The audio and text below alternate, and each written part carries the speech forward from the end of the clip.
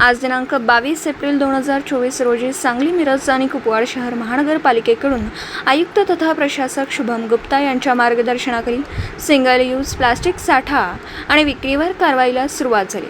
आज महापालिकेच्या आरोग्य विभागाकडील पथकाने गणपती पेठ येथील 9 आस्थापनांची तपासणी करत 5 आस्थापनांमधून अंदाजे 20 किलो प्लास्टिक जप्त केला, तर 5 आस्थापनांकडून 25,000चा दंड वसूल करण्यात आला। सदरची कारवाई उपायुक्त वैभव साबळे यांच्या सूचनेनुसार करण्यात आली। या कारवाईत सहाय्यक आयुक्त सहदेव कावडे, विद्या घुगे, वरिष्ठ स्वच्छता निरीक्षक युनुस बारगी, स्वच्छता निरीक्षक श्रीकांत मद्रासी, वैभव कुदळे, पंकज गोंधळे, कोमल कुदळे, धनंजय कांबळे, किशोर कांबळे यांच्यासह मनपा कर्मचारी सहभागी झाले होते।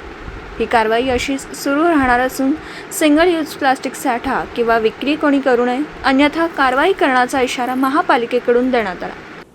दिवसभरातील घडामोडींचा आढावा घेण्यासाठी पाहत रहा N24 मराठी न्यूज चॅनल।